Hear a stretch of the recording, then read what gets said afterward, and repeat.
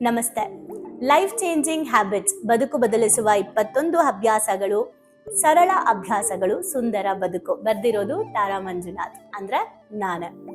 ಈ ಒಂದು ಪುಸ್ತಕ ಈಗ ಅಮೆಝಾನ್ ಅಲ್ಲಿ ಸಿಗ್ತಾ ಇದೆ. ಇದು ಈಗ ನಿಮ್ಮ ಪುಸ್ತಕ ಆಗಕ್ಕೆ ಹೋಗ್ತಾ ಇದೆ. ನಿಮ್ಮ ಮನೆಯ ಲೈಬ್ರರಿಗೆ ನೀವು ಇದನ್ನ ಆಡ್ ಮಾಡ್ಕೋಬಹುದು. ಅಮೆಝಾನ್ ಅಲ್ಲಿ ಇದು ಆಲ್ರೆಡಿ ಸಿಗ್ತಾ ಇರೋದ್ರಿಂದ ತಗೊಳ್ಳಿ, ಓದಿ, ಅರ್ಥ ಮಾಡ್ಕೊಳ್ಳಿ, ಅಳವಡಿಸ್ಕೊಳ್ಳಿ. ಹಾಗೆ ಇದನ್ನ ನಿಮ್ಮ ಜೀವನದಲ್ಲಿ ಎಷ್ಟು ಚೆನ್ನಾಗಿ ಅಳವಡಿಸ್ಕೊಳ್ತಿರೋ ನಿಮ್ಮ ಬದುಕು ಅಷ್ಟು ಸುಂದರವಾಗುತ್ತೆ. ಅದಕ್ಕೆ ನಾನು ಗ್ಯಾರಂಟಿ. ಸೊ ನೀವು ಅಳವಡಿಸ್ಕೊಂಡ್ರೆ ಓಕೆ. ಸೊ ಈ ಪುಸ್ತಕದಿಂದ ನಿಮ್ಮ ಅಭ್ಯಾಸಗಳು ಬದಲಾಗ್ಲಿ, ನಿಮ್ಮ ಜೀವನ ಕೂಡ ಬದಲಾಗ್ಲಿ.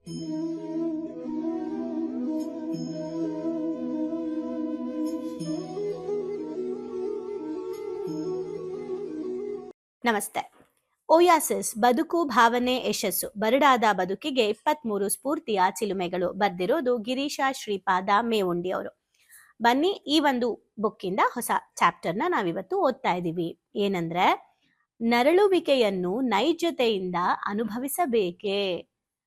ನೇರವಾಗಿ ಭೇಟಿ ಮಾಡಬೇಕು ಅಂತ. ಕರೆಕ್ಟ್. ಸೊ 6 ತಿಂಗಳ ನಂತರ ನಾವು ಲೈವ್ ವರ್ಕ್ಶಾಪ್ಗೆ ಬರ್ತಾ ಇದ್ದೀವಿ. ಬೆಂಗಳೂರಿನ ಕುವೆಂಪು ಕಲಾಕ್ಷೇತ್ರದಲ್ಲಿ ಮಾರ್ಚ್ 8ನೇ ತಾರೀಕು ಭಾನುವಾರ ನಡೀತಾ ಇದೆ.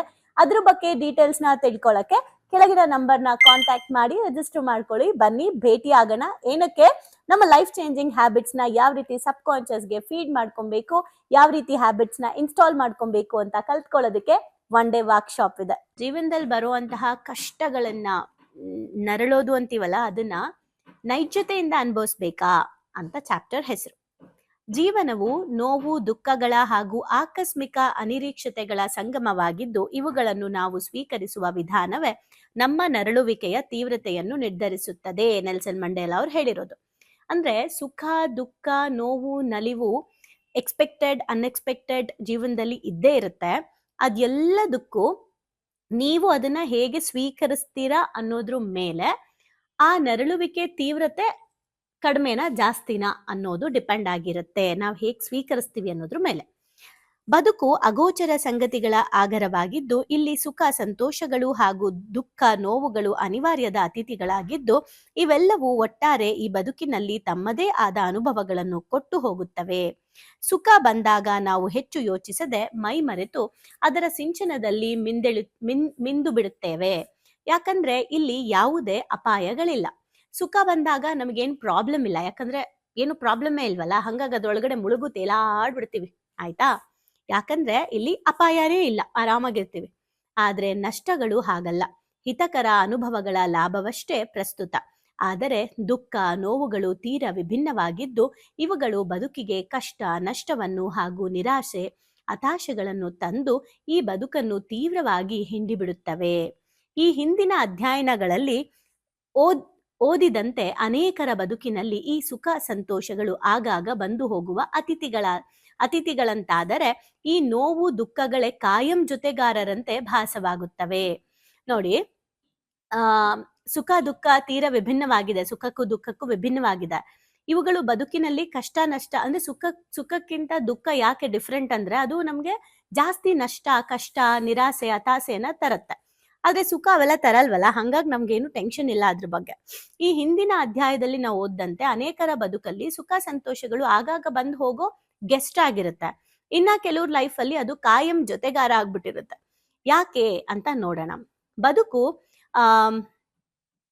ಏನ್ ಕೊಡುತ್ತೆ ಕೊಡ್ಲಿ ಅಂತ ಯಾವಾಗ್ಲೂ ಆ ತರ ಥಾಟ್ ಅಲ್ಲಿ ಇದ್ದಾಗ, ಹಾಗೆ ಯಾವಾಗ್ಲೂ ತನಗೆ ಒಳ್ಳೇದನ್ನೇ ಏನ್ ಕೊಡುತ್ತೆ ಕೊಡ್ಲಿ ಅಂತ ಇದ್ದಾಗ, ಜೊತೆಗೆ ಅದು ಬಿಟ್ಟು ಯಾವಾಗ್ಲೂ ಒಳ್ಳೇದನ್ನೇ ಮಾಡ್ಲಿ ಅಂತ ಅಪೇಕ್ಷೆ ಇಟ್ಕೊಂಡಾಗ, ಈ 2 ರೀತಿ ಯಾರಿರ್ತಾರೆ, ಅವ್ರು ಹೇಗ್ ಅದನ್ನ ಸ್ವೀಕರಿಸ್ತಾರೆ ಅನ್ನೋದು, ಅಂದ್ರೆ ಕಷ್ಟ, ಸುಖ, ದುಃಖಗಳನ್ನ ಅವ್ರು ಹೇಗ್ ಸ್ವೀಕರಿಸ್ತಾರೆ ಅನ್ನೋದು ಈ 2 ದೃಷ್ಟಿಕೋನಗಳಲ್ಲಿ ನಿಂತಿದೆ. ಹಾಗಿದ್ರೆ ಇಲ್ಲಿ ಈ ಬದುಕು ಹಾಗೆ ನಮ್ಮ ಮಾತನ್ನು ಕೇಳದೆ ಅದಕ್ಕೆ ಯಾವುದು ಸರಿ ಎನಿಸುತ್ತದೆಯೋ ಅದನ್ನು ಮಾತ್ರ ನಮಗೆ ಹೇಳದೆ ಕೇಳದೆ ಕೊಟ್ಟು ಬಿಡುತ್ತದೆ. ನಮ್ಮ ಮಾತನ್ನ ಅದು ಕೇಳಲ್ಲ. ಅದಕ್ಕೆ ಏನ್ ಕೊಡ್ಬೇಕಂತ ಗೊತ್ತು, ಅದು ಕೊಟ್ಬಿಡುತ್ತೆ. ಯಾಕಂದ್ರೆ ಈ ಬದುಕು ಹಾಗೇನೆ. ವೈಚಾರಿಕ ಹಿನ್ನೆಲೆಯಲ್ಲಿ ಈ ಬದುಕಿನ ಆಟವನ್ನು ಪರಿಶೀಲಿಸಿದಾಗ ಯಾರ ನಿಯಂತ್ರಣಕ್ಕೊಳಪಡದ, ಯಾರಿಂದಲೂ ಬದಲಾಯಿಸಲಾಗದ, ಅಂದರೆ ಅನಿವಾರ್ಯದ ಈ ದುಃಖ, ನೋವುಗಳ ಕುರಿತು ವೃಥಾ ಚಿಂತಿಸುವ ಬದಲು ಅವುಗಳು ನೀಡುವ ನರಳುವಿಕೆಯನ್ನು ಸಹ ಗೊಣಗಾಟವಿಲ್ಲದೆ ನೈಜತೆಯಿಂದ ಅನುಭವಿಸಿದ್ದಲ್ಲಿ ಅವುಗಳು ನೀಡುವ ದುಃಖದ ತೀವ್ರತೆ ತಕ್ಕ ಮಟ್ಟಿಗೆ ಕಡಿಮೆ ಆಗತ್ತೆ. ಅಂದ್ರೆ ಬದುಕಿನಾಟವನ್ನ ಪರಿಶೀಲಿಸಿದಾಗ ಯಾರ ನಿಯಂತ್ರಣಕ್ಕೂ ಒಳಪಡದೆ, ಯಾರನ್ನೂ ಬದಲಾಯಿಸ್ಬೇಕು ಅಂತ ನಾವು ಬಯಸ್ದೆ, ಏನ್ ಬರುತ್ತೆ ಅದು ಬರ್ಲಿ, ಸುಖ ದುಃಖ ಬರ್ಲಿ ಅಂತ ಹೇಳಿ ನಮ್ಮ ಪಾಡಿಗೆ ನಾವು ಬಂದಿದ್ದನ್ನ ನಾವು ಆಟ ಆಡೋ ತರ, ಗೇಮ್ ತರ ಮಾಡಕ್ ಶುರು ಮಾಡಿದ್ರೆ ನಮ್ಗೆ ಅವಾಗ ದುಃಖ ಕಡಿಮೆ ಆಗುತ್ತೆ. ಅಂದ್ರೆ ದುಃಖ ಬಂದ್ರೂನು ಅದರ ತೀವ್ರತೆ ನಮ್ಗೆ ಕಡಿಮೆ ಇರುತ್ತೆ. ಇದು ಈ ವಿಶಿಷ್ಟವಾದ ಅನುಭವಗಳಿಂದ ಉತ್ತಮವಾದ ಪಾಠಗಳನ್ನ ಕಲಿಬಹುದು. ಹಾಗೆ ನೋಡಿದ್ರೆ ಈ ಜೀವನದಲ್ಲಿ ಸಿಗುವ ಎಲ್ಲವೂ ಲಾಭವೇ. ಯಾಕಂದ್ರೆ ಝೀರೋ, ಖಾಲಿಯಿಂದ ಬಂದಿದೀವಿ, ಏನು ತಗೊಂಡ್ ಬಂದಿಲ್ಲ. ಇಲ್ಲಿ ಏನ್ ಸಂಪಾದಿಸಿದ್ರು ಅದು ಲಾಭನೇ. ಅದು ಪ್ರೀತಿ ಆಗ್ಬೋದು, ಸಂಬಂಧ ಆಗ್ಬೋದು, ಹಣ ಆಗ್ಬೋದು, ಏನೇ ಆಗ್ಬೋದು, ಅವೆಲ್ಲ ಲಾಭ ನಮ್ಗೆ. ಯಾಕಂದ್ರೆ ಸಿಕ್ಕಿರದೆ ನಮ್ಮನ್ನ ಇಲ್ಲಿ ಕಳ್ಸ್ಬಿಟ್ಟಿದ್ದಾರೆ. ಸೊ ಈಗ ಏನ್ ಸಿಗ್ತಿದೆ ಅವೆಲ್ಲ ಬೋನಸ್, ಓಕೆ, ಲಾಭ.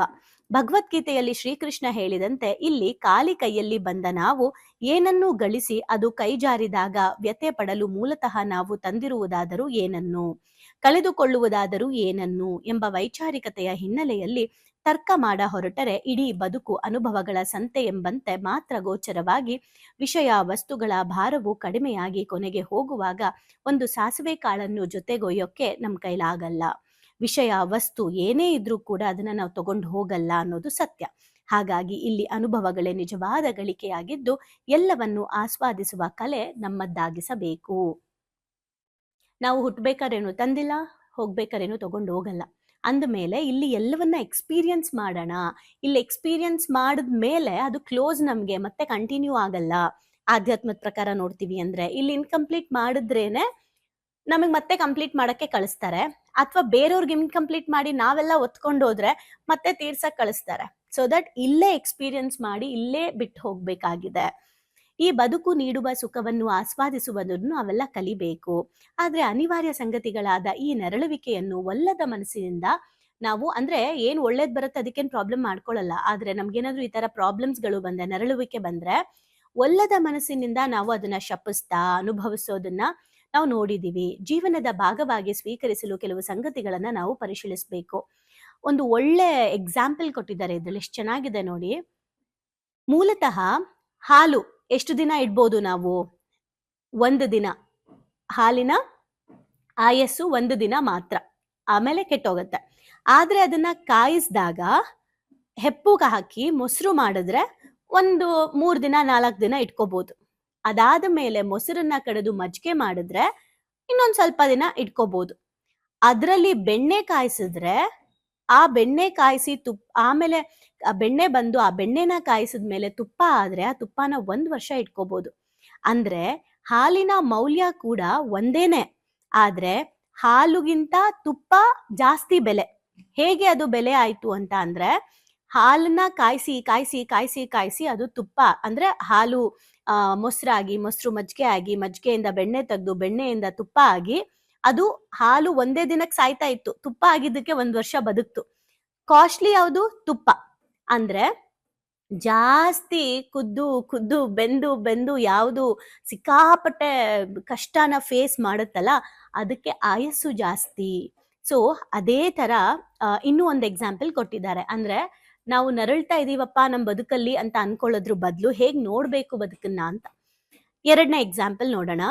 ಭೂಮಿಯೊಳಗೆ ಮಣ್ಣಿನ ಪದರದಲ್ಲಿ ಅಡಗಿ ಕುಳಿತು ಮಣ್ಣಿನಲ್ಲಿ ಹೂತು ಹೋಗಿರುವ ಔರಂ ಎಂಬ ಅದಿರನ್ನು ಹೆಕ್ಕಿ ತೆಗೆದು ನೀರಿನಲ್ಲಿ ಬಸೆದು ಶೋಧಿಸಿ ಬೆಂಕಿಯಲ್ಲಿ ಹದವೆರೆದು ಕಾಯಿಸಿದಾಗ ಅತ್ಯಂತ ಬೆಲೆ ಬಾಳುವ ಚಿನ್ನ ಬರುತ್ತೆ. ಇದೇ ರೀತಿ ಪುರಾತನ ಪಳೆಯುಳುವಿಕೆಗಳಿಂದ ರೂಪುಗೊಂಡು ಇದ್ದಿಲು, ಕಾರ್ಬನ್, ಆಳವಾದ ಭೂಗರ್ಭ ಸೇರಿ ಶಿಲೆಗಳ ಘರ್ಷಣೆಗಳಿಗೆ ತುತ್ತಾಗಿ ಅಲ್ಲಿನ ಒತ್ತಡ ಹಾಗೂ ಉಷ್ಣತೆಯನ್ನೆದುರಿಸಿ ಕೊನೆಗೆ ಜ್ವಾಲಾಮುಖಿಯಾಗಿ ಕುದಿಯುವ ಲಾವಾರಸದೊಂದಿಗೆ ಮೇಲೇರುತ್ತಾ ಅಮೂಲ್ಯವಾದ ವಜ್ರ ಆಗತ್ತೆ. ಈಗ ಇದೆಲ್ಲ ನೋಡೋದಾದ್ರೆ ಸುಮ್ಮನೆ ನೋಡೋಣ, ಹೀಗೆ ಈ ಜಗತ್ತಲ್ಲಿ ಉತ್ಕೃಷ್ಟವಾದ ವಸ್ತುಗಳು, ತುಂಬಾ ಬೆಲೆ ಬಾಳುವಂತಹ ವಸ್ತುಗಳು ನಮಗೆ ಮಾಂತ್ರಿಕವಾಗಿ ಸಿಗದೆ, ಅಂದ್ರೆ ಮ್ಯಾಜಿಕ್ ಆಗಿ ಸಿಗದೆ, ಅದು ಆ ವಸ್ತುಗಳು ನಮಗ್ ಸಿಗ್ಬೇಕು ಅಂದ್ರೆ ಅದು ಸಾಕಷ್ಟು ಪ್ರೊಸೆಸಿಂಗ್ ಆಗ್ಬೇಕು. ಆ ಪ್ರೊಸೆಸಿಂಗು ಈಸಿ ಇರಲ್ಲ, ಅದಕ್ಕೆ ಅದರದ್ದೇ ಆದಂತ ಬೆಂಕಿ ಎಲ್ಲ ಬೆಂದು ಬರ್ಬೇಕು ಅಲ್ವಾ. ಸೊ ಮಾಂತ್ರಿಕವಾಗಿ ಅದು ಸಿಗಲ್ಲ ನಮ್ಗೆ, ಮ್ಯಾಜಿಕ್ ತರ ಅದು ಬಂದಿಲ್ಲ, ಅದು ಅದರದ್ದೇ ಆದಂತ ಪ್ರೊಸೆಸಸ್ ಮಾಡ್ಕೊಂಡು ಕಷ್ಟ ಪಟ್ಕೊಂಡು ಮೇಲ್ ಬಂದಿದೆ. ಆ ವಸ್ತು ನಮ್ಗೆ ಕಠಿಣ ಸಂದರ್ಭ ಹಾಗೂ ಪ್ರಕ್ರಿಯೆಗಳನ್ನು ಒಳಪಟ್ಟಾಗ ಮಾತ್ರ ದೊರೆಯೋ ಅಂತದ್ದು ಬೆಲೆ ಬಾಳುವಂತಹ ವಸ್ತುಗಳಾಗಿದೆ. ಇದೇ ತರ ನಮ್ಮ ಬದುಕು ಕೂಡ ನಮಗೆ ಉತ್ತಮ ಸಂಗತಿಗಳು ಸಿಗಬೇಕು ಅಂದರೆ ನಮ್ಮ ನರಳುವಿಕೆಗಳನ್ನು ಕೂಡ ನಾವು ಸಹಿಸ್ಕೋಬೇಕು. ನಾವು ಬೆಸ್ಟ್ ಆಫ್ ದ ಬೆಸ್ಟ್ ಲೈಫನ್ನ ನೋಡಬೇಕು ಅಂದರೆ ವರ್ಸ್ಟ್ ಆಫ್ ದ ವರ್ಸ್ಟ್ ಲೈಫನ್ನ ಎಕ್ಸ್ಪೀರಿಯನ್ಸ್ ಕೂಡ ಮಾಡಬೇಕಾಗತ್ತೆ. ಅದು ಬೇಡ, ನಂಗೆ ಇದು ಮಾತ್ರ ಬೇಕು ಅಂದರೆ ಆಗಲ್ಲ. ಸೊ ಹಾಗಾಗಿ ನಮ್ಮ ಬೆಲೆ ಹೆಚ್ಚಾಗ್ತಾ ಹೋಗುತ್ತೆ. ನಾವೆಷ್ಟು ಪ್ರೊಸೆಸ್ ಮಾಡ್ತೀವಿ ನಮ್ಮ ಲೈಫಲ್ಲಿ ಅಷ್ಟು. ನಾನು ಎಲ್ಲೋ ಒಂದು ಕಡೆ ಓದಿದ ಕೋಟ್, ಒಂದು ದೀಪ ಕತ್ತಲೆ ಆಗಿರುವಂತಹ ಒಂದು ಜಾಗದಲ್ಲಿ ಒಂದು ದೀಪದ ಬೆಳಕು ಹೇಗೆ ಕತ್ತಲೆನ ಹೋಗ್ಸೋ ಅಷ್ಟು ಶಕ್ತಿ ಅಂದ್ರೆ ದೊಡ್ಡ ಕತ್ತಲೆನ ಹೋಗ್ಸೋ ಶಕ್ತಿ ಒಂದು ದೀಪಕ್ಕಿದೆಯೋ, ಹಾಗೆ ನಮ್ಮ ಬದುಕಿನಲ್ಲಿ ಸಾಕಷ್ಟು ನೋವುಗಳನ್ನ ನಮ್ಮ ಭರವಸೆ ಅನ್ನೋ ಬೆಳಕನ್ನ ಹಾಕೊಂಡು ನಾವು ಅದನ್ನ ಫೇಸ್ ಮಾಡಿದಾಗ ನೋವನ್ನ, ಅಂದ್ರೆ ಕತ್ತಲೆಯನ್ನ ಬ್ರೇಕ್ ಮಾಡಿ ಹೇಗೆ ಬೆಳಕು ಮೇಲ್ ಬರುತ್ತೋ ಅವಾಗ್ಲೇ ಬೆಳಕಿಗೆ ಒಂದು ಬೆಲೆನೋ, ಅದೇ ತರ ಬದುಕಿನಲ್ಲಿ ನೋವುಗಳನ್ನ ನಾವು ಬ್ರೇಕ್ ಮಾಡಿ ಮೇಲ್ ಹೋದಾಗ್ಲೇ ಜೀವನಕ್ಕೂ ಒಂದು ಬೆಲೆ ಅಂತ. ಸೊ ಎಷ್ಟು ಕ್ಲಿಯರ್ ಇದೆ. ಬಟ್ ನಾವು ನಮ್ಗೆ ಏನ್ ಹೇಳ್ತಾರೆ, ಸುಖ ಮಾತ್ರ ಬೇಕು ಅಂತ ಅನ್ಕೊಳ್ಳೋದಕ್ಕೇನೆ ಎಫೆಕ್ಟ್ ಆಗ್ತಾ ಇದೆ. ಎಲ್ಲಿ ಮೇಡಮ್ ಸುಖ ಬೇಕು ಅನ್ಕೊಳ್ಳೋದು, ನನಗ್ ಬರೀ ಹುಟ್ಟದಾಗಿಂದ ಕಷ್ಟ ಅಂತ ಯಾರಾದ್ರೂ ಹೇಳಿದ್ರೆ, ನೀವು ಆ ಕಷ್ಟನ ನೋಡೋ ದೃಷ್ಟಿಕೋನವನ್ನ ಬದಲಾಯಿಸಿ. ಆ ಕಷ್ಟನ ನಿಮ್ಮ ಬದುಕಿನ ಒಂದು ಪಾರ್ಟ್ ಆಗಿ ನೋಡಿ. ಇಡೀ ಜೀವನಾನೇ ಕಷ್ಟ ಅಂತ ನೋಡೋದಕ್ಕಿಂತ ಯಾವುದೋ ಒಂದು ಭಾಗ ಕಷ್ಟ ಆಗಿದೆ ಅದನ್ನ ಅಬ್ಸರ್ವ್ ಮಾಡಿ. ಸೊ ಅದನ್ನೆಲ್ಲ ಎಕ್ಸ್ಪೀರಿಯನ್ಸ್ ಮಾಡಿದ್ರೇನೆ ನಾವು ಎತ್ತರಕ್ಕೆ ಬರೋಕ್ಕೆ ಸಾಧ್ಯ. ಆದ್ರೆ ನಾವು ಆಗ್ಬೇಕು ಫಸ್ಟ್. ಎಗೇನ್ ಎಲ್ಲಾ ಕಲ್ಲಿದ್ಲು, ಎಲ್ಲಾ ಜ್ವಾಲಾಮುಖಿ ಮೇಲ್ ಬಂದಿದ್ದೆಲ್ಲ ವಜ್ರ ಆಗಲ್ವೋ, ಹಂಗೆ ನಾವು ಎಲ್ಲಾ ಕಷ್ಟ ಪಡ್ತಾ ಇದೀವಿ, ನಾನು ವಜ್ರ ಆಗ್ತೀನಿ, ಚಿನ್ನ ಆಗ್ತೀನಿ ಅಂದ್ರೆ ಆಗಲ್ಲ. ಅದಕ್ಕೆ ಗುಣನೂ ಇರಬೇಕು, ನಾವು ಅದಕ್ಕೆ ಪ್ರಯತ್ನ ಪಡಬೇಕು. ಹಾಗಾಗಿ ಹೀಗೆ ಈ ನೆರಳುವಿಕೆಯನ್ನ ಆಸ್ವಾದಿಸುವುದನ್ನ ಒಂದು ಕಲೆಯಂತೆ ನಾವು ವಿಶಿಷ್ಟವಾದ ವ್ಯಕ್ತಿತ್ವವನ್ನ ಕಲಿಬೇಕಾಗಿದೆ. ಸೊ ಹಾಗಿದ್ರೆ ಈ ಒಂದು ಎಲ್ಲ ಕೇಳ್ತೀರಾ ಇವಾಗ, ಇದು ಅಷ್ಟೊಂದು ಸುಲಭನಾ ಆ ನೆರಳುವಿಕೆಯಿಂದ ನಾವು ಮೇಲ್ ಬರೋದು ಅಂತ? ಹಾಗಿದ್ರೆ ಹೇಗೆ ನಾವು ಮೇಲ್ ಬರಬಹುದು ಅಂತ ಕೆಲವೊಂದು ಐಡಿಯಾಸ್ನ ಕೊಟ್ಟಿದ್ದಾರೆ. ಆ ಐಡಿಯಾಸ್ನ ನಾವು ನಾಳೆ ನೋಡೋಣ. ಸೊ ಈಗ ನಿಮ್ಮ ಲೈಫಲ್ಲಿ ಯಾವ್ಯಾವ ತೀರಾ ಕಷ್ಟದ್ದು, ನಿಮ್ಮ ಲೈಫಲ್ಲಿ ಯಾವುದು ತುಂಬಾ ಕಷ್ಟ ಫೇಸ್ ಮಾಡಿದ್ದೀರಾ, ಆ ಒಂದು ಪರಿಸ್ಥಿತಿನ ನೆನಪು ಮಾಡ್ಕೊಳ್ಳಿ. ಅಷ್ಟು ಕಷ್ಟದ ಪರಿಸ್ಥಿತಿಯನ್ನ ಹೇಗೆ ನೀವು ಅದನ್ನ ಬ್ರೇಕ್ ಮಾಡಿದ್ರಿ, ಹೊರಗ್ ಬಂದ ಮೇಲೆ ನಿಮಗಾದಂತ ಅನುಭವ ಏನು, ಅದ್ ಏನಾದ್ರೂ ಆಗಿರ್ಲಿ ಇದ್ರೆ ಲೈಫಲ್ಲಿ ಅದನ್ನ ಕಮೆಂಟ್ ಮಾಡಿ. ಇಲ್ವಾ, ಇವತ್ತಿಂದ ಅದರಿಂದ ಹೇಗ್ ನಾನು ಬ್ರೇಕ್ ಮಾಡ್ಬೇಕು ಅನ್ನೋದ್ರ ಕಡೆ ನಾಳೆ ಸಿಗೋ ಐಡಿಯಾನ ಇಂಪ್ಲಿಮೆಂಟ್ ಮಾಡ್ಕೊಳ್ಳಿ. ಸೊ ಏನೇ ಇದ್ರೂ ಕಮೆಂಟ್ ಮಾಡಿ, ಓದೋರ್ಗೂ ಅದೊಂದು ಹೆಲ್ಪ್ ಆಗುತ್ತೆ. Thank you.